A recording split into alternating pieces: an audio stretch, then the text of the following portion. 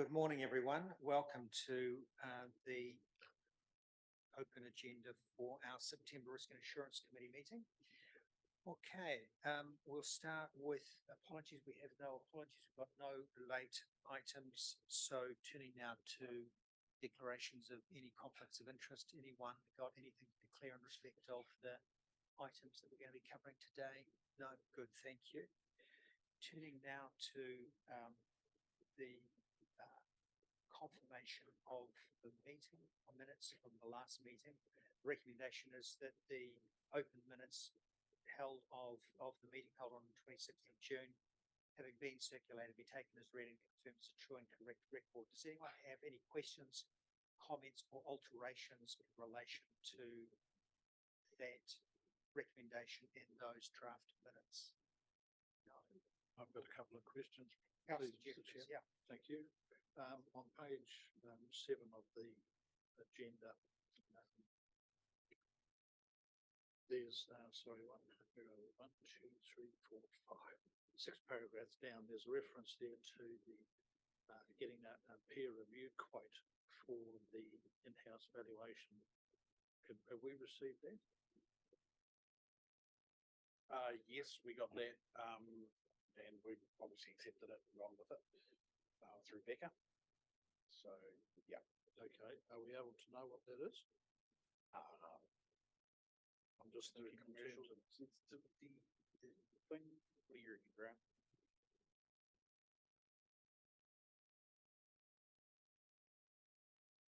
Well, the only reason I ask is that I know that there was some concerns at the last meeting about the cost of the audit fees, and I'm just interested to know how much we have to pay just to get that those valuations done. That's all. Yeah. But if it's sensitive, I'm happy to get it. I don't know. Is it? I think the question's a valid question. Yeah. The only question is whether we deal with it in open or whether we deal with it in public excluded. Sure. Councillor, do you have a preference either way? I mean, are you comfortable if we dealt with it in public excluded? Because I can see this. So let's park the question. I think it's a totally valid question because there's no doubt that the issue of audit cost scope is a sector-wide problem. So let's address your question in public excluded. Thank you. Thank you. What's your next question? It was on item 27, climate change, and I just wondered whether I've got here that we've identified the potential risks associated with rising sea levels, but given what's happened recently in Hawaii, Canada, Europe, and so on, should the impact of climate change on wildfires also be a consideration for us? I don't know. I'm just asking the question. Yep. My understanding is, Graham, we are going to have a workshop on climate change at the end of this meeting. I think it's another great point because I'm equally interested in the question as to whether the existence of either industrial plantations or wild plantations creates a greater than normal risk for the region. So I think it's a great question. Maybe it's something, Graham, you can make a note of and we can pick up in the conversation we have during the workshop. Thanks, Mr. Chairman. That's all I had. Thank you. Excellent. Okay, on that basis, then we will adopt the staff recommendation in relation to confirming the minutes. It's moved by Councillor Hughes and seconded by His Worship. That's accepted. Turning now to the asset revaluation paper, which is on page 14. Welcome, Brendan. Thanks for your paper. The recommendations are on page 14, which is the committee agree that the current carrying value for the council's land and building assets not materially different from the fair value for those assets. Secondly, it approves the draft voting valuation for use in preparing the 30 June 2023 annual report, and thirdly, approves the draft 3-water valuation for use in preparing the 30 June 2023 annual report. Brendan, is there anything, thanks for your report, is there anything in particular that you wanted to draw committee members' attention to before I ask them questions? Yep. So in terms of where we're at in the process now, I guess to give you a bit of an update from when I wrote this a week and a bit ago, I've sent off the water valuations to Becca to do their peer review on. I did some peer reviewing on my own on what came out of the system. There was a few issues that I discovered that the audit, using the similar techniques the auditors used last year to find some stuff. So we got those resolved. That has resulted in a slight increase in what was the water valuation compared to what was in the report. The replacement cost has increased from 79,070 to 79,780, and the depreciated replacement cost has gone up from 44,864 to 45,200, so about $366,000 increase there. It was mostly around the plant items. So the way the system works is you put in unit costs for various things and you just inflate those. The problem with plant sometimes is plant can be very specific. It might be a specific type of pump, so there's no set unit cost. You have to manually change it in each asset, and there's a few assets that have been missed with the inflation adjustment. So we fixed those up. That's off peer review now. I did the roading. We're just waiting on. We've got a couple of issues where there's some new roads or new treatment lengths. So they've taken an existing road and split it into different treatment lengths because we've done some work on it. It's not pulling through in the valuation. We've got CoLab looking at that now through RAM. We're hoping they'll get that resolved today, and then I can get that off to Becca to do their peer review on that. I did have a meeting with Becca last Friday. Timing wise, they are pretty confident if I can get it to them this week that we'll have the results of their peer review back sometime next week. The auditors arrive on Monday next week, so that's be pretty good timing if we can hit that. So we're about a week behind where I would have liked to have been, but just various issues that have happened. Like I say, we can't get some of this information isn't pulling through properly. That's just put us a little bit behind, but I'm still confident we'll reach the time frames to get the audit completed in time. Right, thanks, Brendan. Does anyone have any questions? Just while people are looking, I've just got one question, Brent. In terms of your risk analysis on page 18, you say the risks associated with the decision are low. What are the risks associated with material misstatements? In other words, if, for example, the auditors had a different view and felt that there was a material difference between their view and yours, can you just talk to us a little bit about where the risks lie? I mean, I guess there you're probably talking about the land buildings because we're obviously reevaluating the roading, and depending obviously what comes back from Becca's peer review, it'd be very difficult for audit to have a contrary opinion to a professional valuer. In terms of land and buildings, I guess, if they were to have an issue with our opinion, the risk there is we then get into a discussion with them. We then, depending on the results of that discussion, if we can come to an agreement, then hey, that solves the issue. If we don't come to an agreement, then it might be a case of we might have to get a valuation done on our land and buildings, which will add time and cost. Or we may have to take a hit in our audit report where it might say that they don't believe that our land and buildings is materially, or they believe it is materially stated. We don't agree with making those adjustments. So I guess that's the risks. So in relation to the land and buildings, this is not the subject of a peer review. No, we're simply using data provided to us by quotable value. Yes, so they've done what they call a market movement assessment. So they look at market overall for our district, and they say, well, it's moved in the 2 years since we last did the valuation between that 7 to 12% for land and for buildings. Because of the nature of the majority of our assets being assets that don't really have a market, we've decided to take that lower end of that range, that 7%, as our basis. But we're not obviously doing any adjustments for that. Okay. Having said all of that, the conclusion you've come to is that you think the risk associated with the decisions that you've made are as low. Yes, okay. But based on historically what's happened with land and buildings, we did the same thing last year with the market value assessment. What was happening with it at that point, so I don't believe there's necessarily any reason to think that they won't be happy this time. Okay, thank you.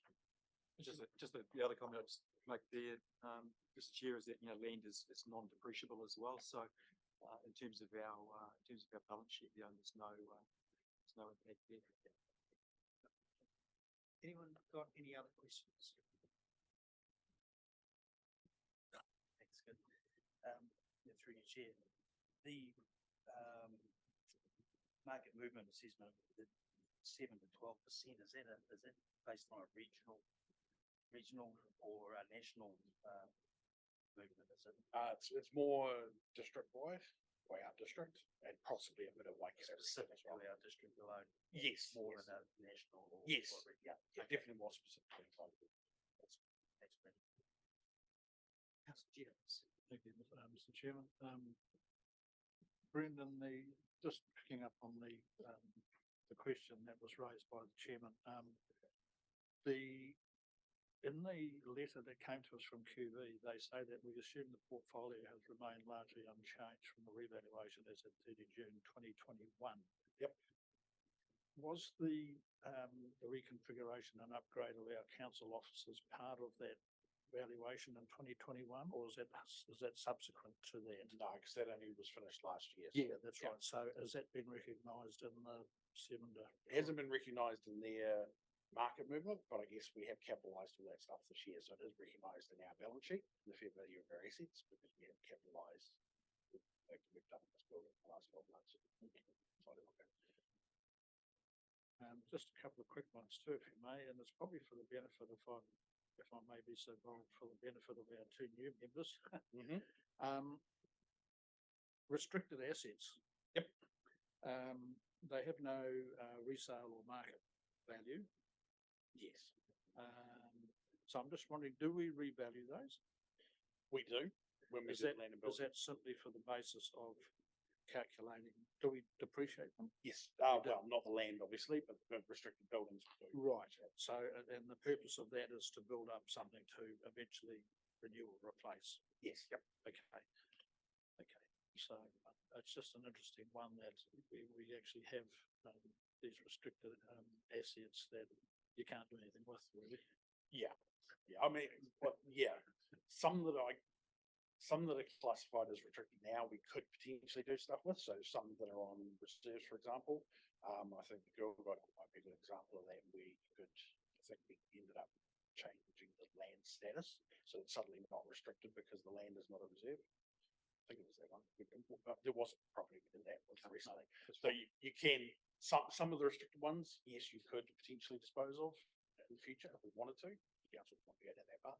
Other ones, like, for example, the Waikato prison toilets, I suppose you could go down that path as well, but I don't know if you'd find many people willing to buy block toilets.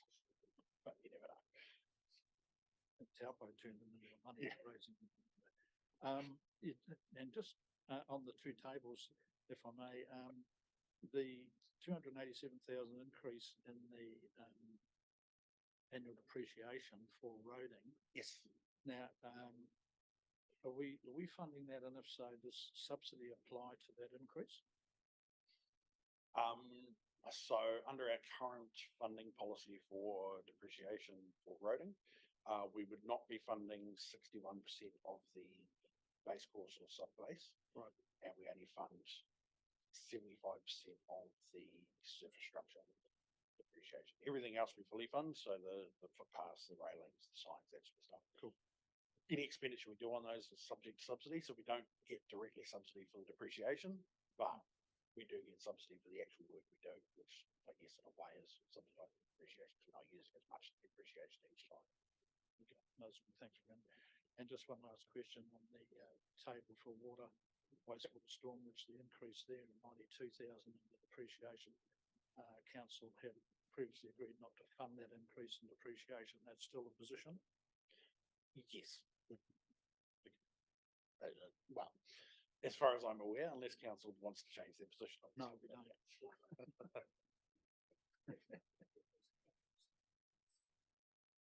So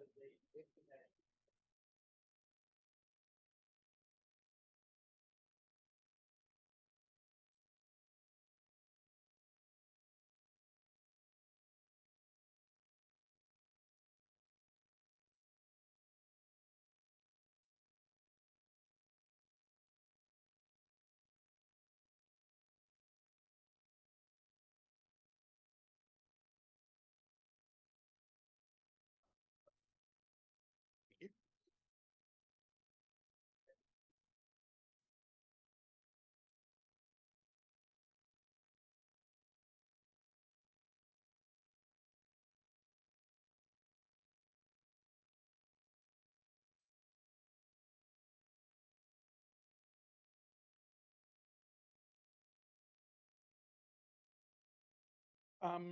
Nothing that I don't think has already been mentioned in the report, I guess. As you may recall from the last meeting, we did originally put these into the agenda, well, at least the entertainment and what was at that point the gifts and koha policy. Basically, what we've done is Cassidy's done a lot of work creating a koha policy, and so we've taken that out of the gifts and koha, so they're now two separate policies. And then the entertainment hospitality just had a few little improvements to it as well to tie in with what Cassidy's done.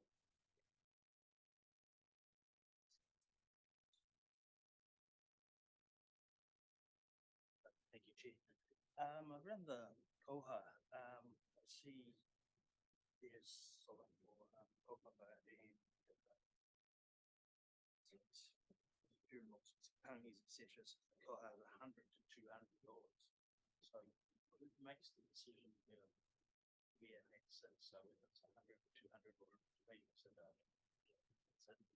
I'm not sure the process there. So Yeah, tēnā koe, Councillor Hughes, and also to you, Mr. Chair. Just, I guess, to give some context to the policy, it also kind of reads as a bit of a guide as well, and part of that has been from some of the requests from my other colleagues around guidance for how they may make those provisions or decisions. So some of the processes within the policy, they speak to having those conversations with your manager, but also in terms of a cultural lens through myself and directly with the CE and Tanya as well. I guess casting our minds back to when we first started in Westbourne, and we had the passing of one of our local rangatira, and we attended the tangi out in Kawhia Moana. So that was for Koronek to Whāngai. There was a koha presented there, I guess in the context of the role that the person may have within an iwi, marae or hapu leadership role, or in terms of their contributions to the community. Those are some of the different threads that we pulled together to, I guess, make that decision. Yeah, I don't know if that fully answers your question. Oh, no, but certainly I just wasn't sure what the context around it was. Yes, it is just, you do want to get into a position where you have one family say, hey, you gave this much to one, why haven't you given that to us? You don't want you to come back from that sort of having a 100 to 200 whereas you could have perhaps a set amount. But I suppose it comes down to, for want of a better word, hierarchy, doesn't it? Say, depending on where that person sits within the community. Would that be a fair assumption? Not necessarily, I guess, a hierarchy, but I guess in terms of acknowledging their relationship with us. And so, if someone had made quite significant contributions, whether that's, partnering with some of our strategic plans or, volunteering at some of our community engagement events, then, those can all, I guess, contribute to how we can arrive at what may be an appropriate figure. This was quite an interesting exercise for me, because within our whānau, it's, what you can give. It may not always be money, it may be kai or something. So, No, that's good. Thanks. I just thought just a little bit concerned about how there could be some comeback on that if for the reasons I outlined earlier. But no, thanks for that explanation. It's great.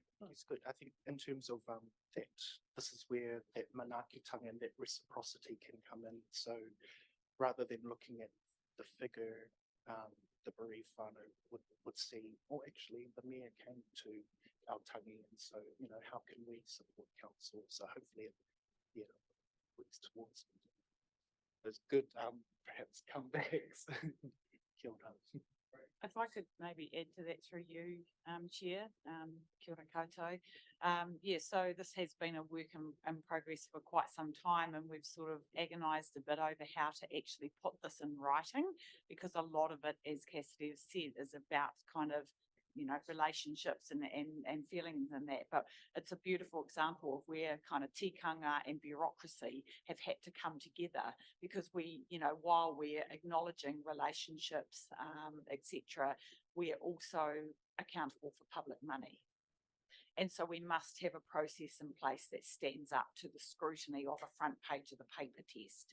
And therein lies the whole, Cassidy speaks to the manager, or the manager comes to Cassidy and says, hey, we've got this event or a tangi or whatever, and we believe a koha is appropriate. Cassidy talks to them about what's that relationship been, how they interacted with council or our community or that, making a recommendation. And if Cassidy's in doubt, he's got financial thresholds, but he might talk to me. He might talk to someone else even. He might even talk to an elected member and say, hey, we're going to this, this tangi, this is what we think is appropriate. What do you think? It might be someone out in Kawhia Moana, and Kit might get a call and Kit might say, well, actually, yes, they've worked on that, but they've worked on 5 other things and they've been a real pillar of our community. So that sounding board, and so therein lies the process. And then, of course, Brendan and his team are responsible for making sure we keep track of it, and we can show where we've spent it if we need to. Yes, Mr. Chairman, just on the same thing. I think it's great, the process, and it's a very good policy. So well done there. I just wondered though, I don't know whether $200 is enough. How do you, like, I go back to when we had the tangi for Ōtorohanga. Now that was a huge tangi, and there were hundreds of people there. So in that case, depending on the significance of the event, the number of councillors and staff that attend, blah blah blah blah, should we be looking at perhaps a little bit more discretion as opposed to 200? Or yeah, maybe if I could kick off a discussion. So sometimes we have 2 elements to an event like that. We have a koha, which is our kind of cultural acknowledgement of the person, the relationship, etc. Cassidy, correct me if I'm wrong.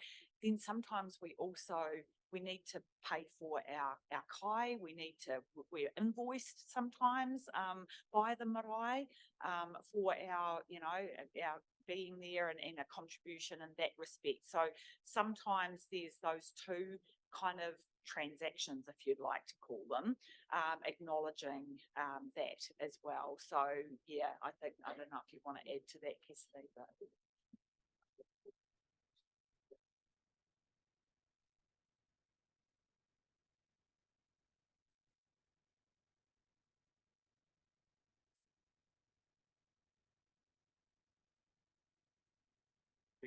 Thank you. All right. So the recommendation is on page 26, I think. It's on page 23. So the recommendation is that we approve those policies, the entertainment, the gifts and koha. So moved by Councillor Jeffrey, seconded by Councillor Hughes. That's passed. Thanks to you both for your work. Again. Right, let's turn now to the health and safety paper, which is on page 43. Welcome, Tansha. So the recommendation here is that we receive the report.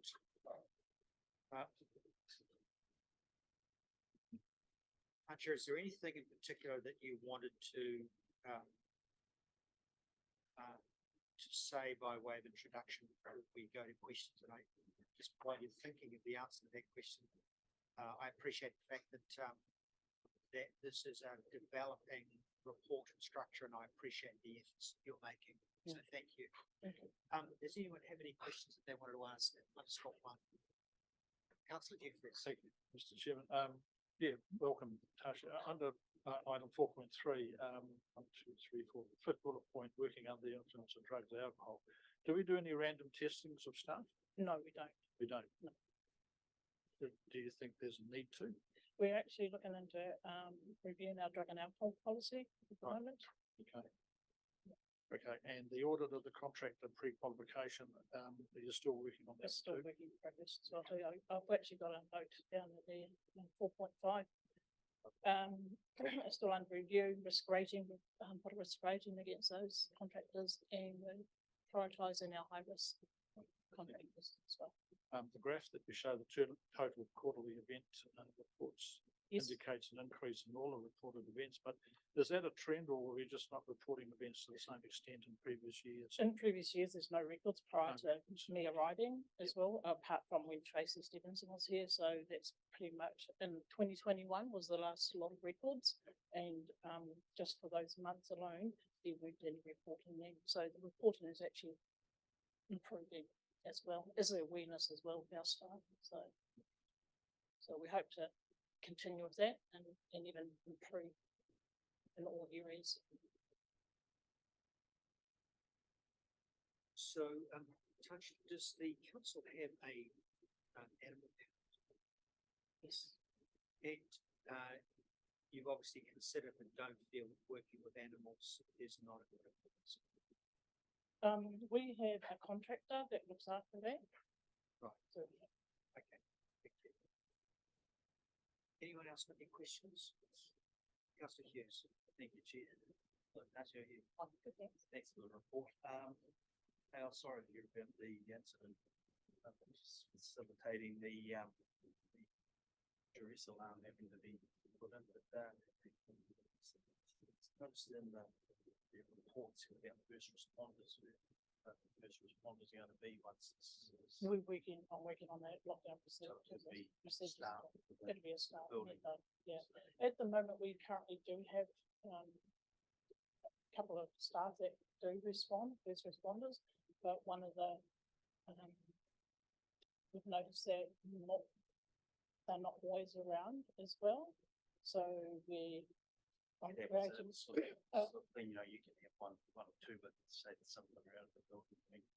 But so you're sort of going to get them trained in like Yeah, the so we, escalation techniques. and that's stuff right. like this. So I mean, they'll I do know training. One of your staff, Yeah. this is the previous police officer, so he may get some experience in that sort of thing, I presume. So who's the previous police officer? Oh, Mark, okay, of course. So I didn't know that, Mark must sorry. be in charge because he's a police officer. Okay, yeah. I'm yeah. just sorry, just about the escalation techniques. We are actually These are- engaging. Yeah, you were trained in those as a police officer, so I just say other staff were trained in it as well, because you're not always gonna have you or whoever's. Exactly, site, that's so, right, yeah. yeah. So we will be employing SME, subject matter experts, in that to come and train our staff. Oh, cool, that's awesome. Okay, thank you. Thank you.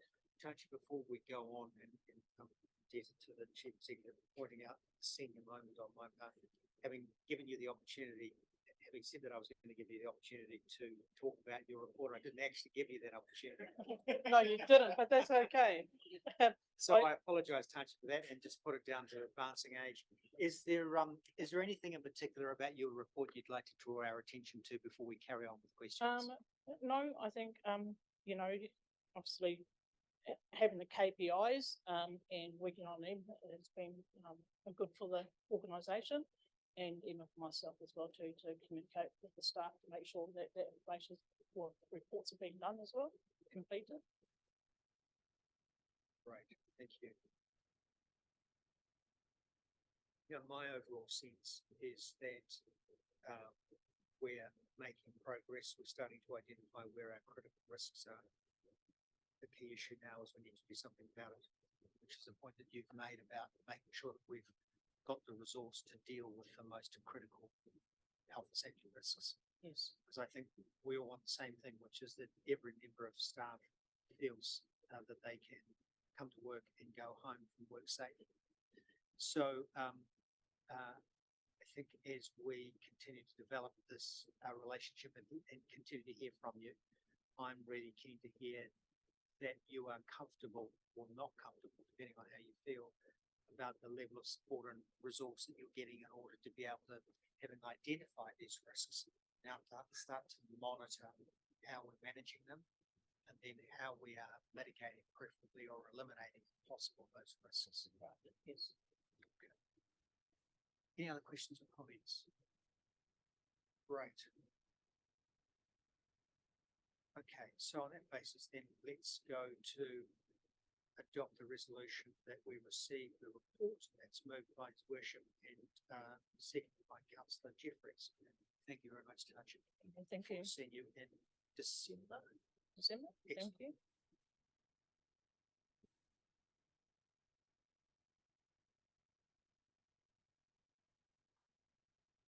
Right.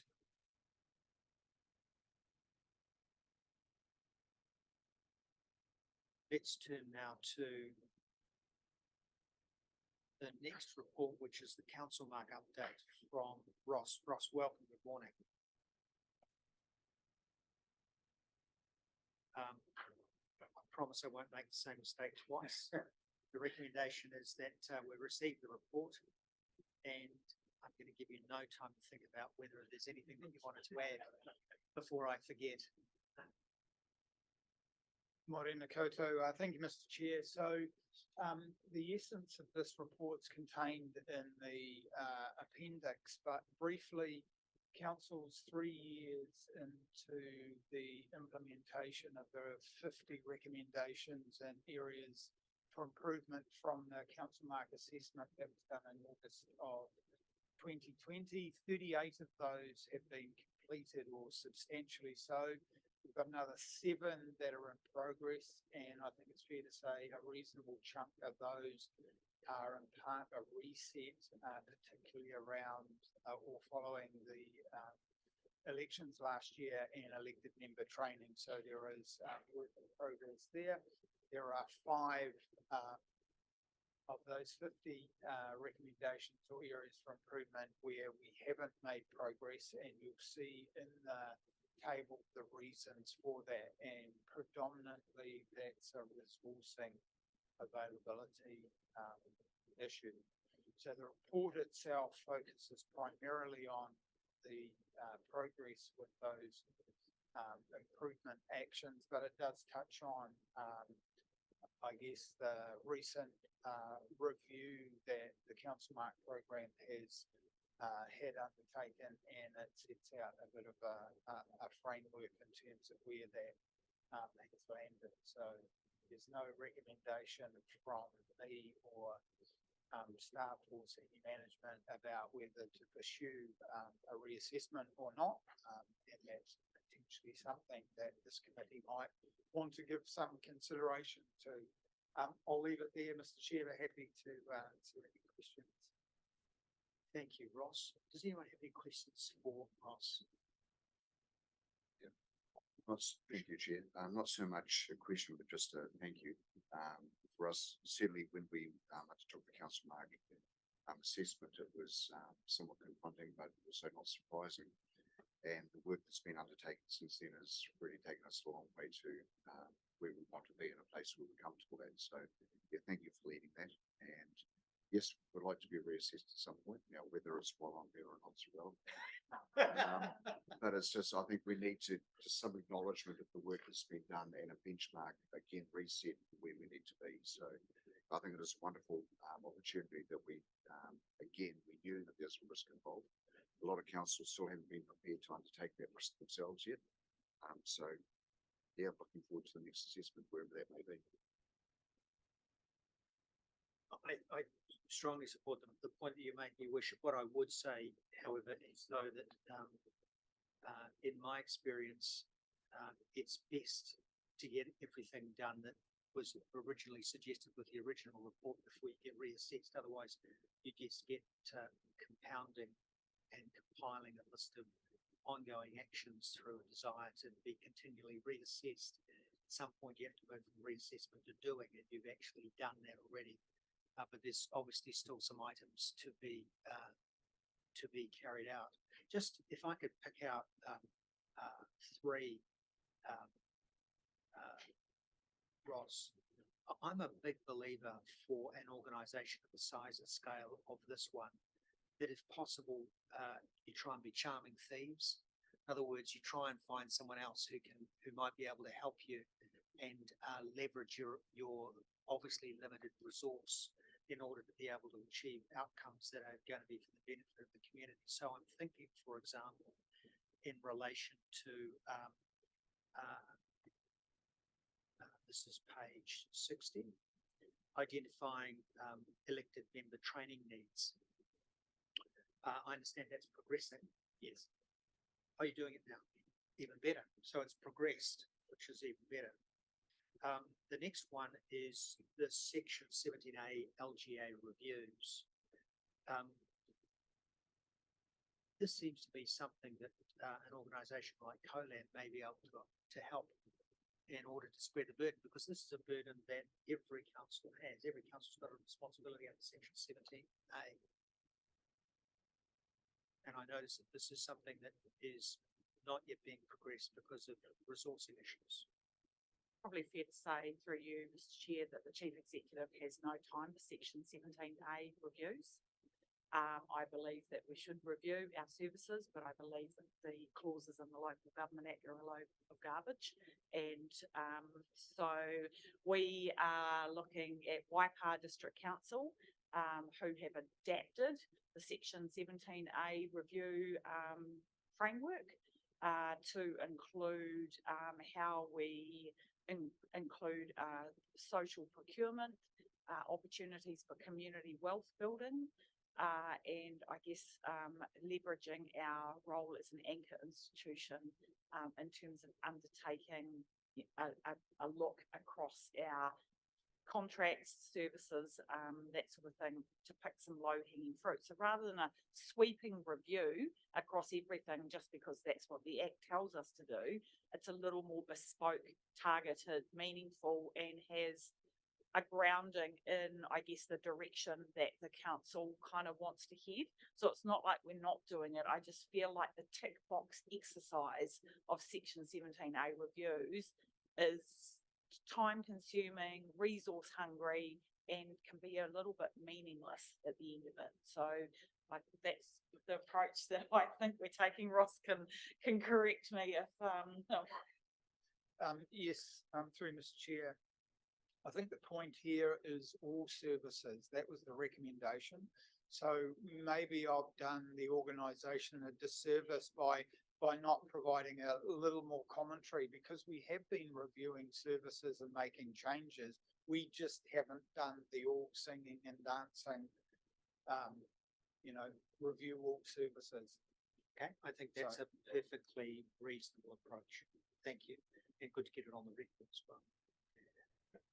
And then in terms of, and this is page 64, establishing and supporting a regular meeting forum for local business leaders. I've made this suggestion, and in fact, I think it's already been initiated to the Chief Executive this morning. There's absolutely no reason why business leaders can't initiate this themselves, and indeed I think might be the case that the Lions Company's already made a connection with the Chief Executive to do just that. So we might have yet another thing to be ticked off already. And I think again, that's probably, Mr. Chair, the purity of the interpretation of the purity that is in the report. So the report was very specific that this was something the council should do, as opposed to a good idea that could be implemented by, the business community itself or leaders within the business community. Good. Excellent. Okay. Which is probably another good reason to continue to do what you're doing, continue to build on what you've built as a result of the council-wide report, but not necessarily rush quickly into a reassessment until you think that such a reassessment is a good way of pegging yourself against how you're positioned, but with the rest of your colleagues. Okay, good. Does anyone have any questions? Council Prendergast. Just a little FYI, the North Port Capital Development Trust has organised a workshop through the IOD on strategy, which would be really helpful for elected members who are sort of management team or anybody that's interested in a very heavily subsidised rate to provide set up sponsoring that. So I just feel about Yeah, thanks for that. That's all. Roles that do education and immediately. Yes, so, For metrics meeting. but we can discuss that later, but it does get that great opportunity. What else wants to go to it? And the heavy focus on the trust because then it is looking at the growth of both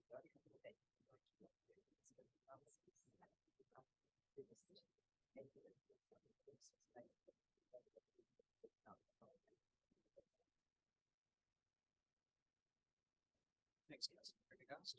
Obviously, something to think about in terms of a clash, but it sounds like a great initiative and supported by a strong local employer. So that's great. Any other questions?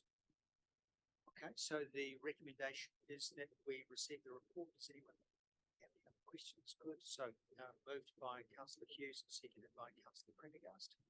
That is approved. Thank you very much, Ross. Let's turn now to the capital projects report, which is Mark's report.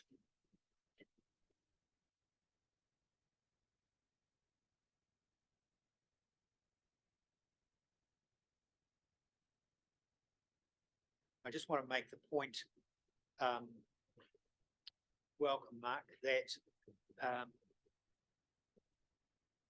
the changing nature of this report is as a result of a really good meeting that Mark and Graham and I had on the 2nd of August. So this is intended to be an iterative report. It's intended to be a report by exception. We're trying to focus on things of material importance and particularly areas where there are emerging material risks, which is why the report is not a long list of everything, but rather Mark is picking the eyes out of what he thinks is important. I think that's useful. So I appreciate the effort you've gone to, Mark. But obviously we'll find out shortly from colleagues as to whether they're comfortable. The $500,000 materiality threshold was a stab in the dark, I think, by the three of us, just to see how colleagues felt. But we felt that it was a suitable level of materiality in the context of capital projects. But again, welcome comments. So with that introduction, Mark, is there anything that you'd like to add before we move to comments and questions? Well, firstly, good morning, and thank you for the feedback. And I think just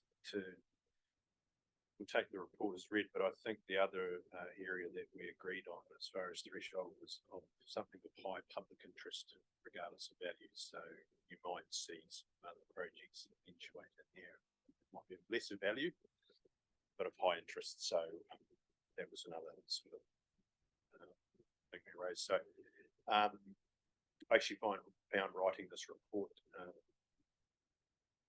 quite rewarding, as it actually did focus me on some of the major risks in these projects. So whereas before I think the report was very operational, and it probably didn't get me focusing in key areas. So I think that was one benefit from probably reducing the scale of this report to those key material risks. And I just want to probably talk a little bit about the wastewater project. I think you'll see that's probably one of our projects that's carrying an element of risk at the moment, and it's around the start of it with the Harper Ave separable portion and the relocation of the pump station. And that's a constantly evolving situation at the moment. And although I've sort of outlined it there, we are probably going to see a few more delays and associated around the electrical supply. So, which I was hoping we would have had a little bit further down the track from since I wrote the report. But we've got some good measures in place there, and we've actually, as of yesterday, we've just signed a new engineered contract for that project, so that I can focus more in the delivery of it rather than the engineering side of it. So just to sort of help mitigate some of that risk in managing that 2-year program, I'm hoping this is the beginning and the end of the issues. but it's a big project. It's going to go over 2 years, and we'll just constantly be monitoring as we go. So that's probably the only thing I wanted to talk about as far as different content to what's been discussed in the report. Some of those actuals have changed. I just did a quick check, but yeah, that's just a timing thing. Just while colleagues are thinking about questions and before you move on, Mark, to your other comments. The oddest word in your report was in this section. It's the word discovery. It indicates that we did not know that we had a very large stormwater pipe there. Yeah, I was surprised, as everyone else. Unfortunately, there was a reliance on the GIS system. It said that it was one size, and no one actually put some boots on the ground and checked. And it wasn't until we excavated the site that we realised the pipe wasn't 100 mil as previously written on the system. It turned out to be 750 mil, which is hugely different. We trust in these systems, but it also reminds us that you can't completely trust on the data entry. And there was a lot of people looked over that. The actual design was done by consultants, and somewhere along the line, no one popped the lid off the manhole. Back to basics, and yeah, it's 100 mil pipe is a lot easier to move than 750 mil pipe. So I have no difficulty at all with people making mistakes. The only difficulty I have is that people make the same mistake twice. So presumably that's been a useful lesson for your team in terms of making sure that assumptions are always incredibly dangerous. Just in terms of the cost and time that's now going to be taken as a result of it. Yeah, it's definitely a lesson there, and one we won't forget in a hurry. And but yeah, I think it's just one of those unfortunate things. Peter, As long as we learn from it, I'm completely relaxed. Okay, was there anything else that you wanted to draw our attention to, Mark, before we move to questions? No, I don't think so. I think it's a reasonably complete report. I think there's questions. Okay, questions for anyone? Councillor Hughes. Yeah, thank you, Chair. Not so much a question, just giving you you and your team a bit of kudos there, Mark, for it was at 4.3, where you're expecting a $500,000 underspend, but managed to push that out with Informax, and it hasn't gone unnoticed. Sort of that when potholes and things have been popping up around the rural roads, have been onto pretty quickly, and they've been repaired very quickly, which I think Waka Kotahi could learn a lesson or two from, I would think, because the main roads are just shocking, but our rural roads are really good. So it's really pleasing to see that you got on top of that and managed to get it sorted along with Informax. So it's great. Thanks very much. Great comment. Thanks, Councillor Hughes. Councillor Jeffries. Thanks, Mr. Chairman. Steve, I had the same, actually, similar comments to what you've got. So well done, Mark, and your team. Hey, Mark, just looking at 4.6, how's the recruiting process going for your writing staff? Is that still considered to be a risk for you, that you may not be able to complete your program without getting all this sort of done and dusted? Or Yeah, I think we've been recruiting the roading manager for almost the entire year now and still haven't been successful.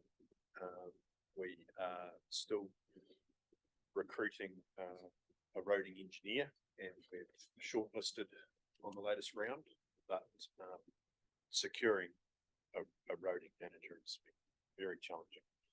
And I think we're very lucky that we've got some very good consultants that have stepped into the breach and are helping us.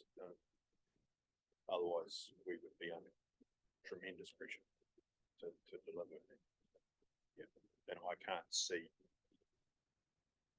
that recruitment getting better anytime soon, especially in that area of skills. And just one further one, if I may, just again, just to say thank you. The the work that's been done on the upgrade of the water supply in Carfia seems to be going very, very well. And so I just wondered if you could just say thank you to the contractors for the people out there. They seem pretty happy with what's happening, and the communication between the contractors and the people out there has been really good. So thank you for that. Thank you. I'll make sure I pass that on. A measure of a good contract is I don't hear a lot about it, so that's good. Thank you. Okay, I've got a couple of questions. Any other questions? So, Mark, as you know, one of my obsessions is trying to understand the impact of failure to complete in 1 year on the following year. So in 4.5, is there any impact on next year's CapEx program resulting from those delays? It looks like my guess was that the time delays will be made up within the financial year. Is that correct?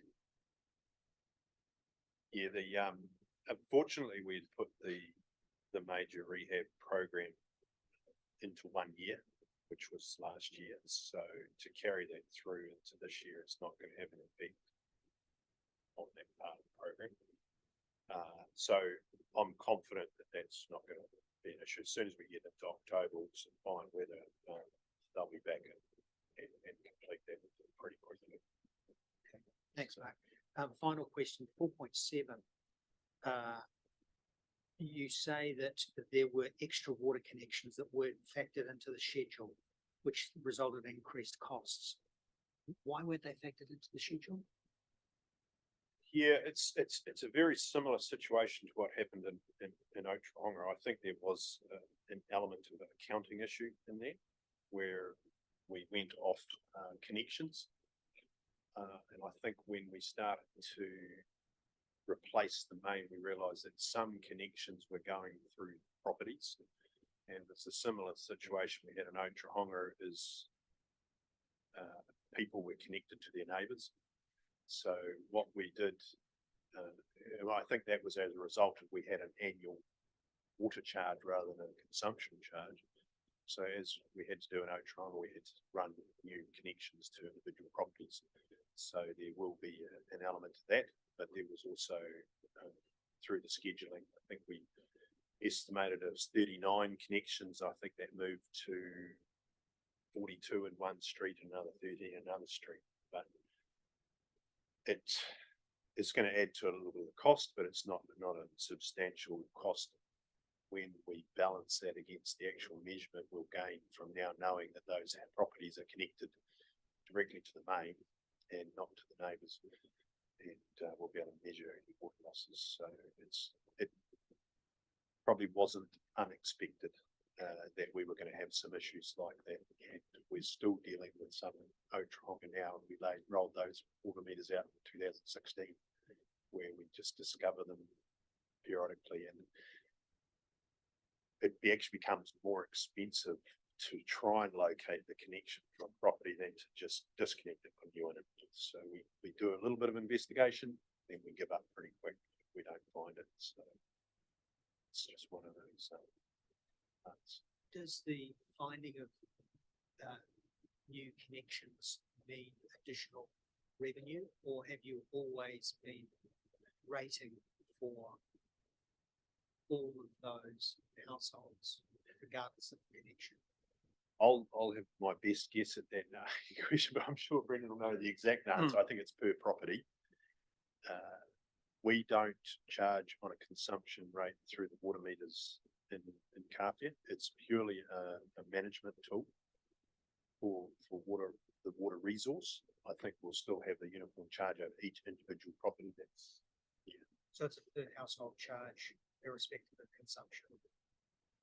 Okay, all right. So there's no revenue uplift as a result of the additional connections that you've found because of the way that you charge.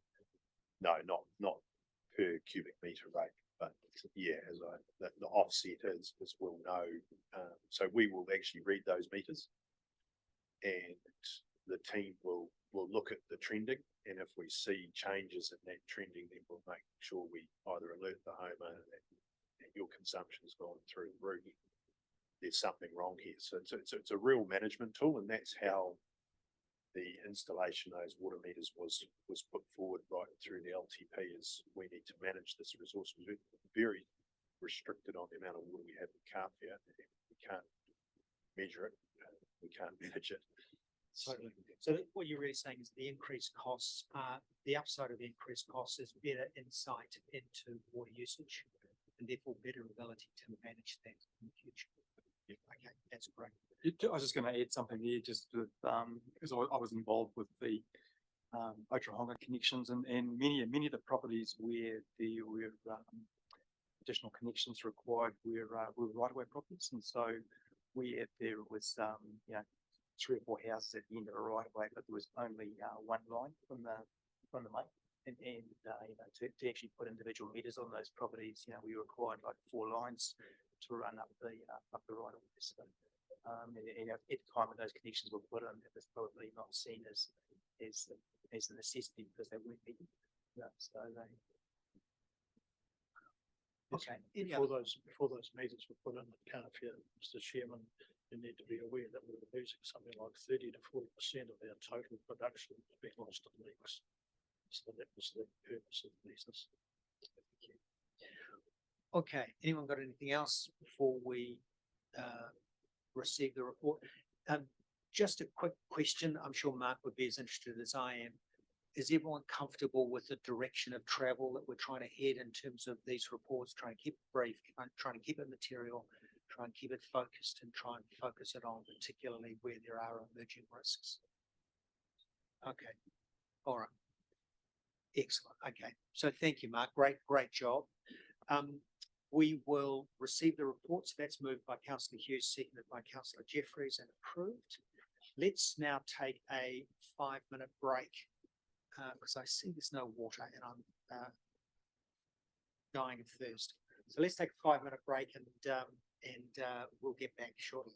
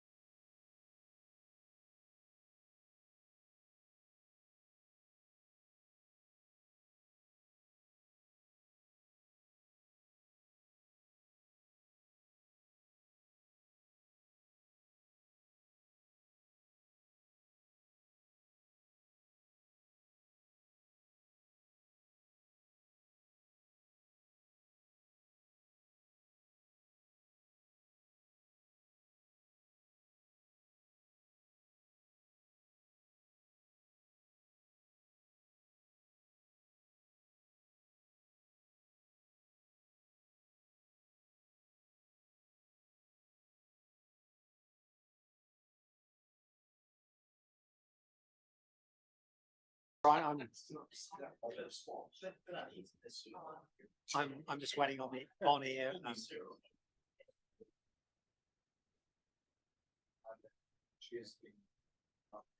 Okay, good morning, everyone, again. Let's move now to the item 33, which is the management letter points from last year's annual report. Brendan, welcome again. Anything in particular that you wanted to draw to our attention? Any updates, Brendan, that you wanted to draw to colleagues' attention? No, I haven't had any updates since I wrote the report, obviously. Deloitte's here from next week, so I'll get some updates at that point. We have been doing, I did mention some of the stuff around the application, user access, that we've had an more in-depth audit review for the IT side of things than previously. So they do that every 2 or 3 years. They do a slightly more in-depth one. That's gone pretty well. I think we've provided all the information they requested there. We're just waiting to hear back final information about that. I believe, based on what we've covered with that, some of those issues are completed now. We've got processes in place. So that's why they've moved. They were probably previously in orange in the last report. They've moved up to the area now because I believe we've covered sufficiently what they wanted us to cover.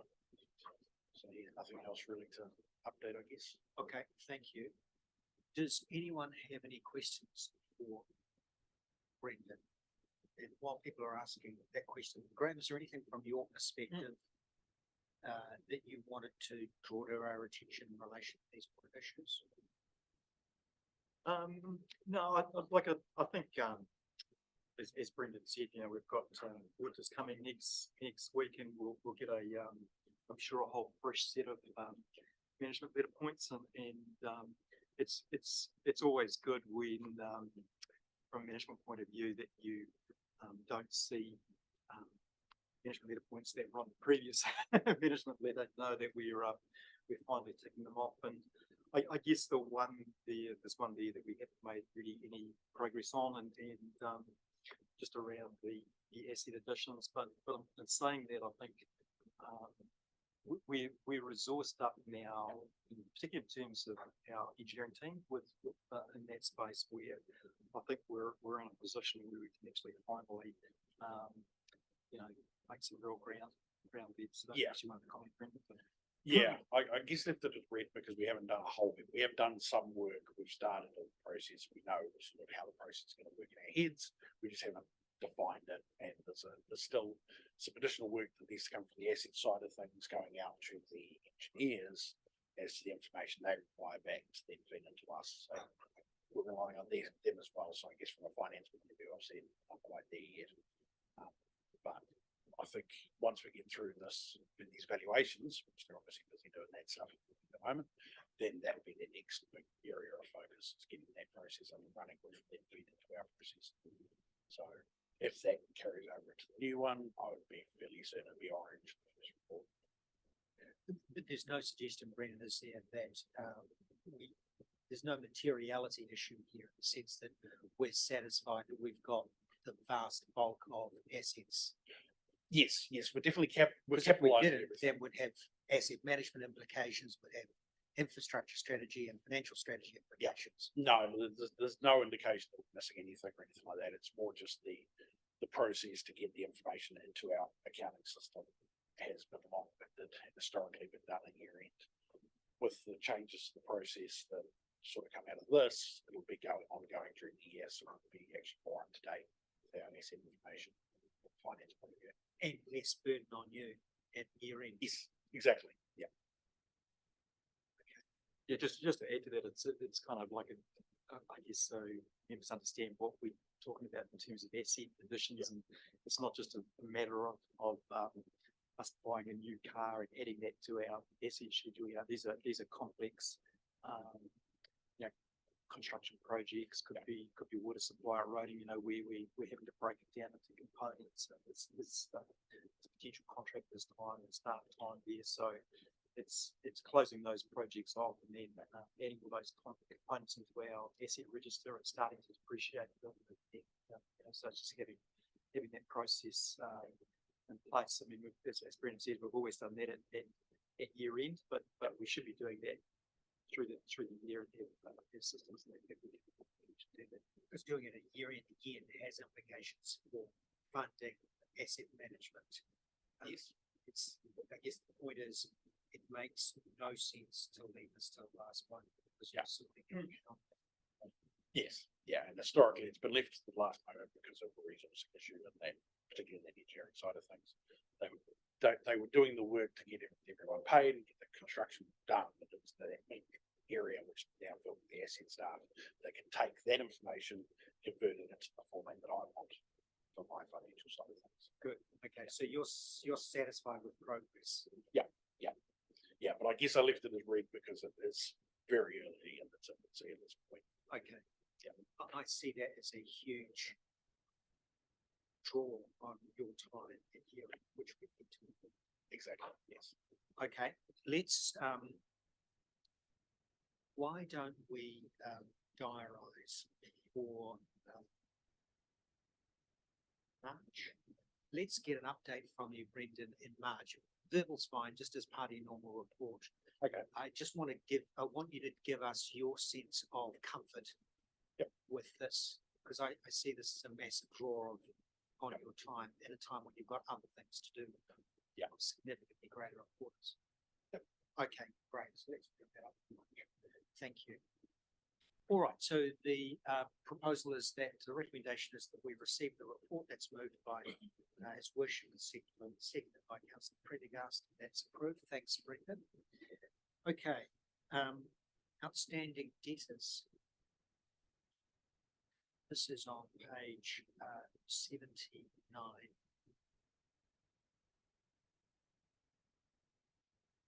I realise it's a moving piece, Brendan, so I don't ask you, I'm not asking you to give us exact up to date. Any material changes that we should note? Yes, so I'm just, did I mention? Oh, yes, I did. So there was the large over 90-day balance in debtors where they paid and came through on the 1st of July. They'd paid the bulk of it then. There was about 50 or 60K still outstanding. They actually paid that last week, so they're completely all paid up for that particular debt. So that's really good. The relevant staff in the building have been happy to hear that they've fully paid their debts, so that's good.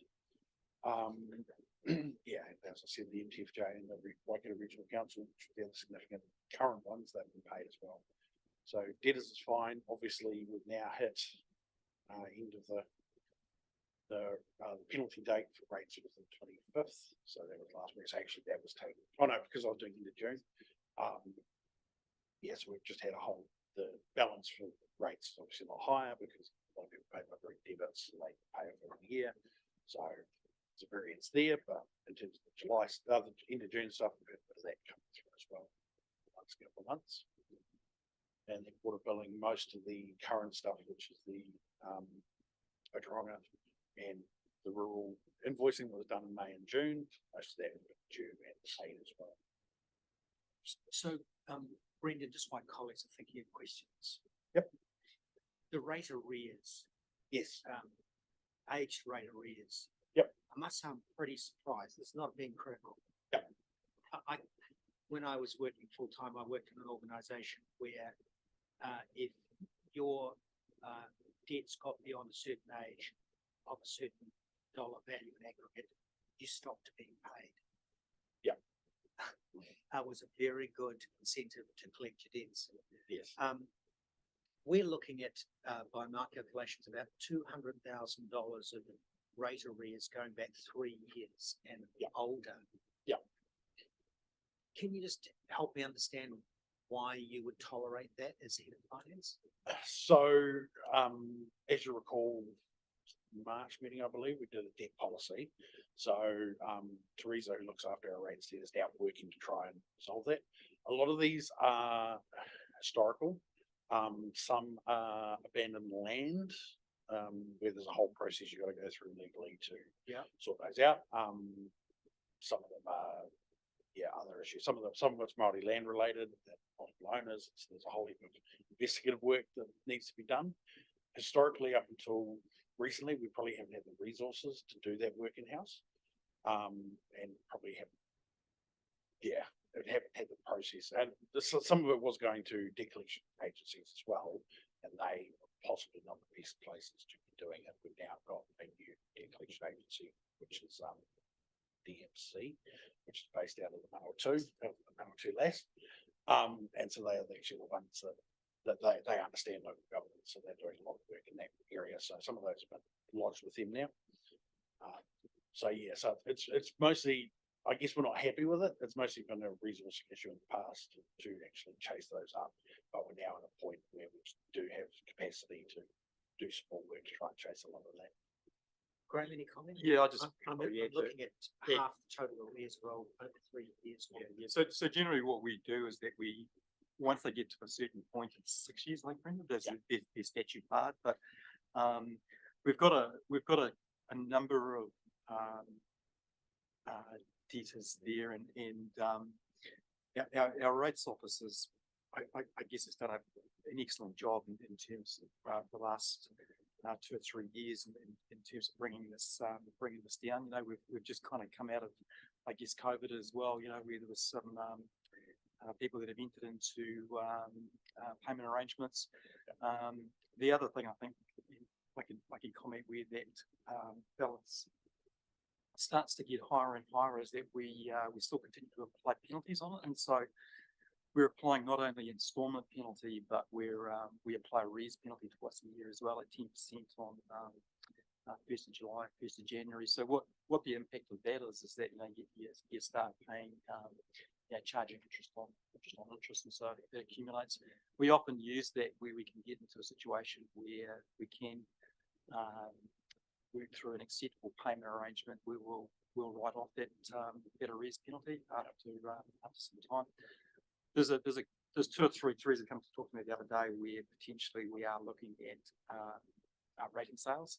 That's quite a long, drawn out process. But there's certainly 2 or 3 there, and I think under our current delegations we need to bring those back to council for approval as well. Okay. I guess I'm sensitive to this because of my past history, where you understand that if you don't collect cash, you don't get paid. I'm just wondering whether this is something that we should pay some attention to as a committee. And by that I mean, I wonder whether we should ask Brendan to produce this rates arrears aged balance report at every meeting. Unless you feel I'm wandering off piste, I just can't see how having arrears, half your arrears being older than 3 years is being acceptable, considering the size and scale of your organisation. I mean, if the chief executive's got a different view, I'd welcome that, but it seems to me that the best way to deal with this is to focus on it. So, Brendan, it would be useful perhaps as part of your normal reporting if you could give us that aged balance report and particularly draw our attention to any material movements. Yep. I recognise there've been resourcing issues, but it seems to me that it's absolutely essential that you either collect it or write it off.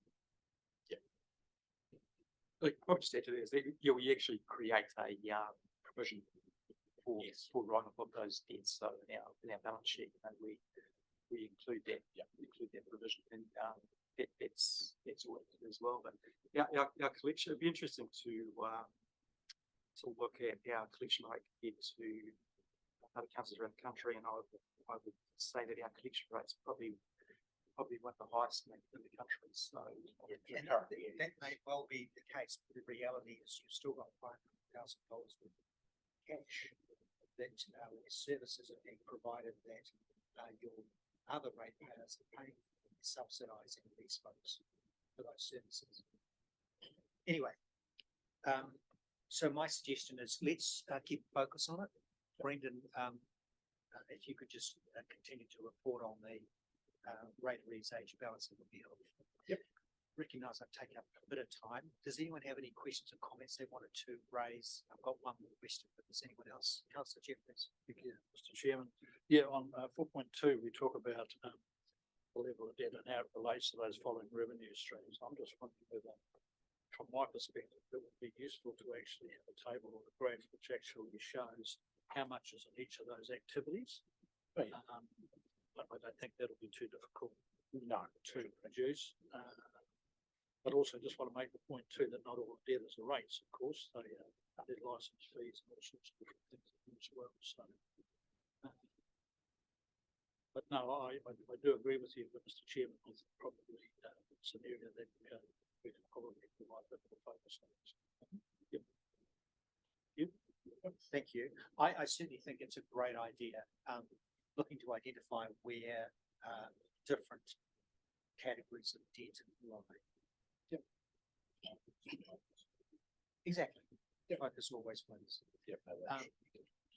Okay, great, thanks. Councillor Hughes, yeah, thank you, Chief. Brendan, is there any evidence of people who refuse to pay rates rather than actually can't afford to pay rates? I'll say this because recently seen an email, chief executive, I don't know if this is supposed to be in the public forum or not, but she's been accused of not having a lawful mandate to levy rates, which is obviously coming from a fringe type sort of conspiracy theorist view, I would think, from these sovereign citizen types. But the thing I'm afraid of is that this takes hold in small districts like ours, where people say, no, you don't have a mandate to levy rates on us, and then accusing basically chief executives of the councils of being traitors. Well, you've got to draw the line somewhere. But is there any evidence we've got a problem with that in this district, or no? I wouldn't say a problem. We have 2 properties, I believe, that have levied us a nice thick document outlining why they don't need to pay rates. They're actually neighbours as well. So that's out of 5,500 properties. So that would be the same document that Possibly, it's like 200. 213 pages. It's, it was just big belief reading it, but certainly, okay, no. Yes, I wouldn't say it's a problem. Thanks, Councillor. Any other questions or comments? Just one question for you, Brendan, in relation to 4.9. Yes. Is there a material benefit to the council in ratepayers paying their rates by direct debit?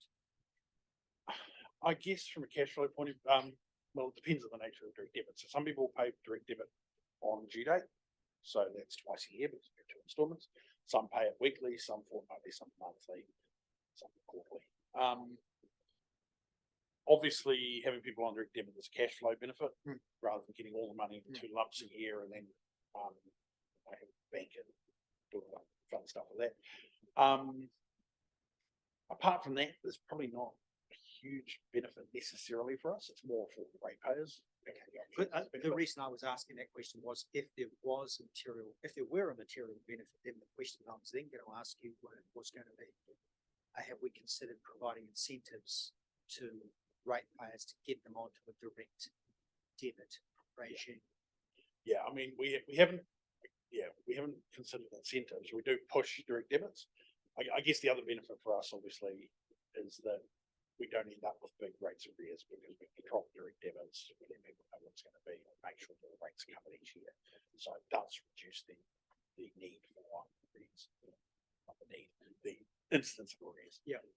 So there is a benefit for that way as well. So that's why we push it, but we haven't got incentives unnecessarily to try and get people to go to it, but we do. Particularly when Teresa is dealing with anyone who potentially has a historic arrears to debt, she will try and push direct debits onto them and say, hey, look, this, if you go onto a direct debit, there's one thing with direct debits, it means that they don't get charged penalties anymore. Yeah. So as they're clearing their old debt, they're not incurring further penalties on top. So that's a benefit for them and a benefit for us, obviously, they're getting money. And then also, if they go on a direct debit, then Graham will consider writing off some of those arrears penalties if they get to it and that sort of stuff. So yeah, so there's benefits, I guess, in terms of actually us getting the money in, but yeah, no other significant benefits. Okay, thank you. Any other questions or comments? On that basis, then we'll receive the report. Thank you, Brendan. So that's moved by Councillor Jeffries and seconded by Councillor Hughes. Okay. Let's turn now to the final resolution, which is on page 83, which is to move into public excluded section of the meeting. The recommendation is on page 83. The reasons therefore are given. And on that basis, we'll have, as wished the mayor, move that, seconded by councillor Jeffries. And thank you. We're now moving into excluding code. Thank you.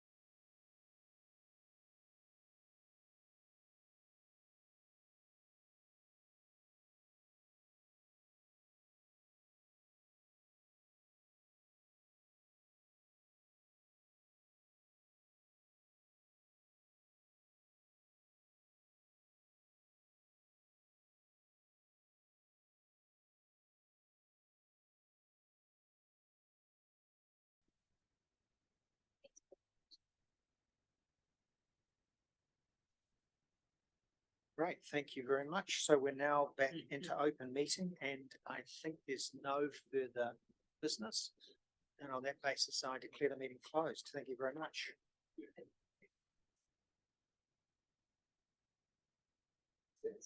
Yeah.